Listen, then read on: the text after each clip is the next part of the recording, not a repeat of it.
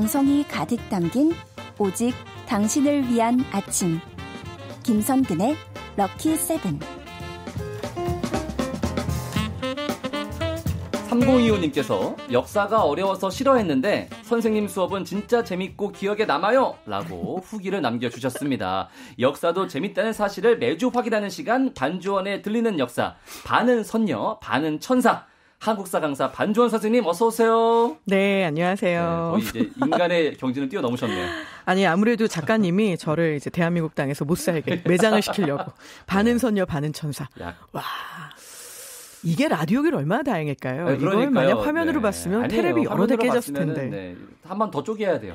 선녀와 천사는 부족합니다. 네. 아, 진짜요? 더 큰 걸로 가야 됩니다. 그렇죠. 몸이 아무래도 걸로. 크기 때문에 그 정도 정도 가지고는 도저히 체표 면적이 채워지지 않네. 정말 잘 빠져나가시네. 그러게 말이에요. 예, 최인자님께서 안녕하세요. 네. 어여쁜 이미 기본적으로 깔고 가는 거예요. 어여쁜 네. 반 선생님. 오늘은 무슨 역사 공부해볼까요? 두근두근 정신 바짝 차리고 눈 말끔거리며 공부할 준비 끝. 너무 감사한데요. 네. 어여쁜이라는 단어한테 제가 이렇게 참 숙연하게 미안해지네요. 네. 아닙니다. 네. 어여쁜 선생님, 자, 오늘 어떤 겁니까? 그렇죠. 그렇다면 이제 이런 칭찬을 이렇게 받았는데 정말 재미있는 역사 이야기를 들려드려야 되는 제 몫이 남은 거잖아요. 네.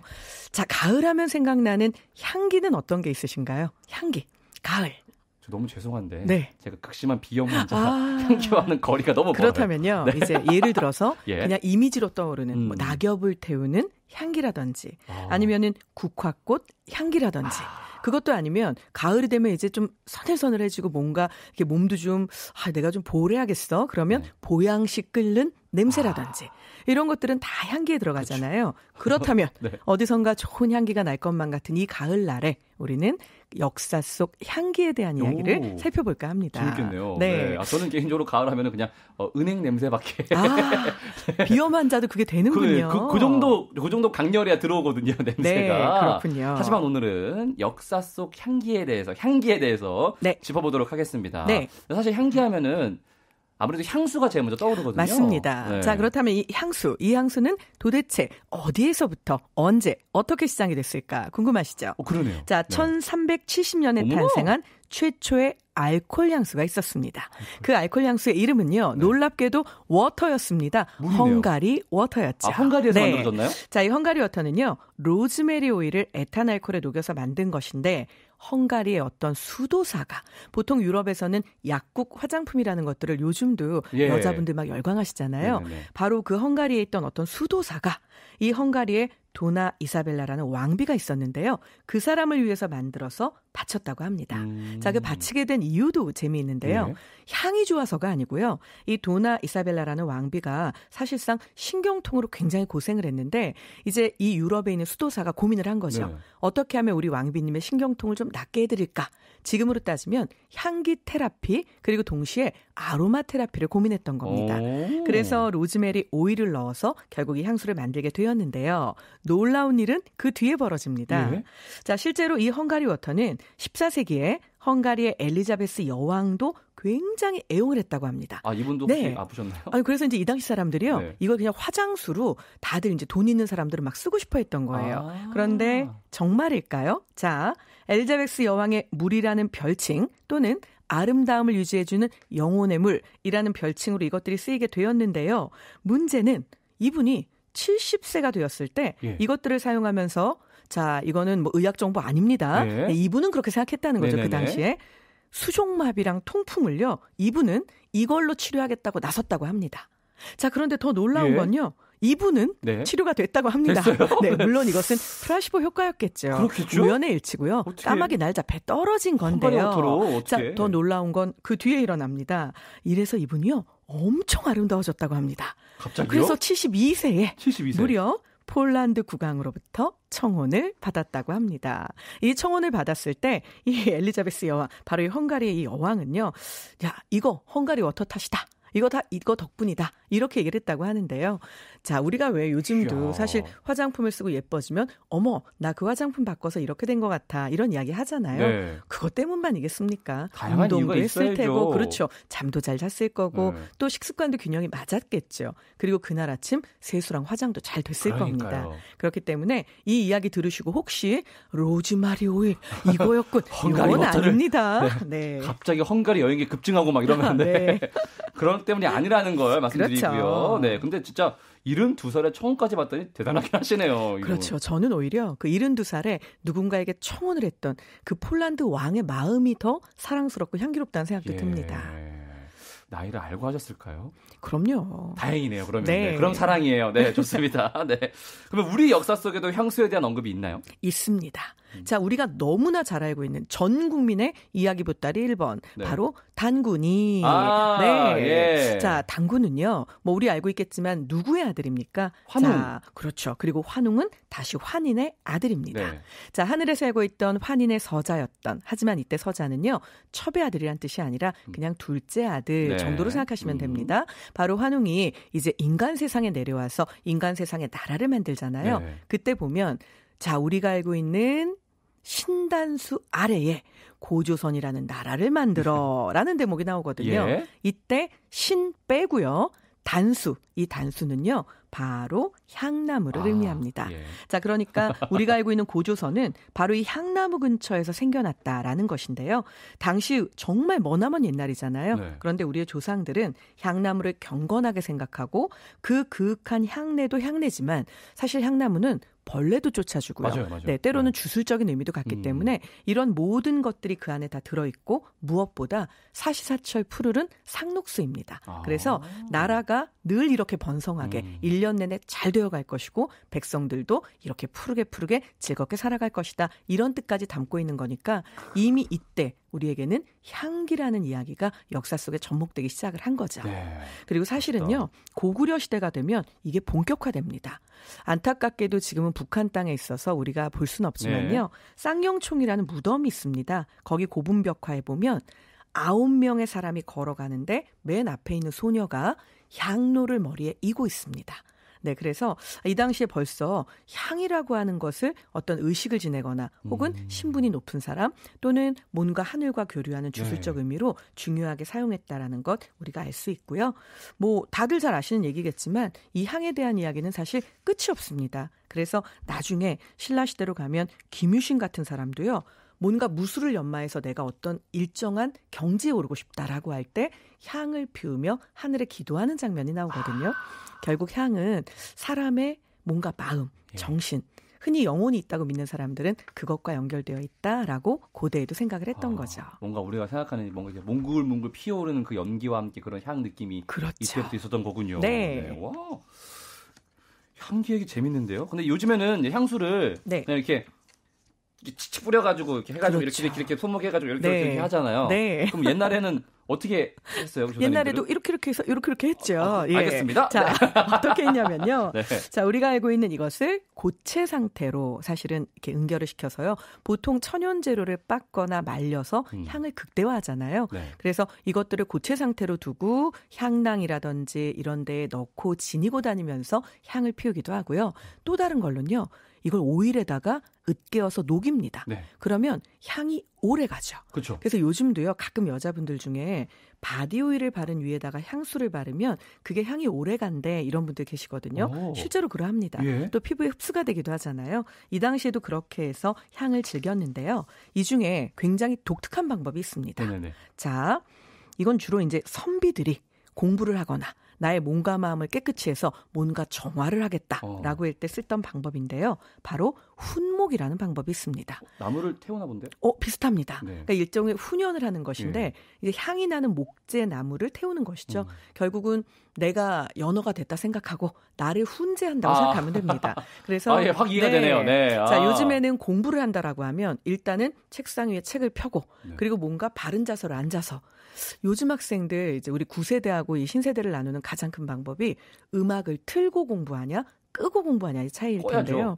그렇죠. 이러면 이제 구세대인 거죠. 아, 그런 거예요? 요즘 신세대들은요. 아, 그래요? 어떻게 음악을 끄고 공부할 수 있어? 아니, 어떻게 가사가 들리는데. 그렇죠. 그런데 또는 백색 소음이라도 나야 공부가 돼. 이런 학생들 있잖아요. 이상하네. 자, 우리 조상들은요. 바로 그 부분을 향기에게 일임했습니다. 예. 그래서 선비들이 공부를 하기 위해서 책상에 앉으면 제일 먼저 향이 나는 것을 옆에 피워두고 그것을 통해서 정신을 집중한 후에 공부를 하기도 했는데요. 이런 것들을 훈목이라고 부르기도 했죠. 자, 목욕을 할 때 떼돈을 들이는 사람도 있었습니다. 뭐 많이 넣고 네. 이렇게 입욕제. 난초향 있죠? 네. 이 난초향이 굉장히 은은하고 그윽합니다. 예. 그래서 실제로 난초 삶은 물에다가 목욕을 하거나 아니면 이것들을 방향제처럼 사용을 해서 예. 사실은 향을 오래 지속시키기도 했는데요.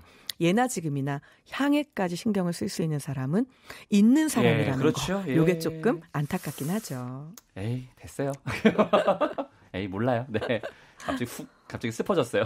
네. 아, 손현미님께서 역사 향기가 부산까지 오른 듯요 해주셨습니다. 네. 이런 표현 너무 좋으네요. 그러니까요. 네. 아, 우리 가족분들은 거의 시인이세요. 네. 이런 역사 향기를 전 세계까지 퍼뜨릴 수 있도록 네. 저희가 더 열심히 해보도록 하겠습니다. 노래 한 곡 듣고 역사 속에 등장하는 다양한 향기 얘기 더 들어보죠.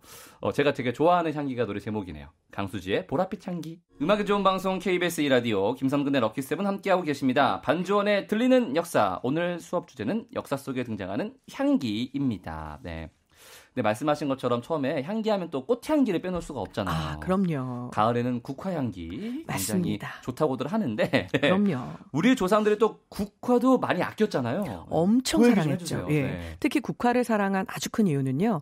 대부분의 꽃들이 봄이나 여름처럼 뜨거운 태양 아래서 사실 자신의 아름다움을 과시하잖아요. 네. 그런데 이것들이 싹 사라지고 스산한 바람이 불 때 비로소 피어나는 꽃. 그러니까 이 국화에 대한 사실 조상님들의 사랑은 이건 뭔가 의연하게 사실 어떤 고난과 고통도 역경도 이겨내고 거기서 꽃을 피우는 이제부터 다가올 겨울을 나는 의연하게 맞아 떨어져서 꿋꿋하게 다 이겨내겠다. 약간 이런 의지의 표현처럼 느껴졌던 거죠. 네, 그래서 국화 정말 사랑했는데요.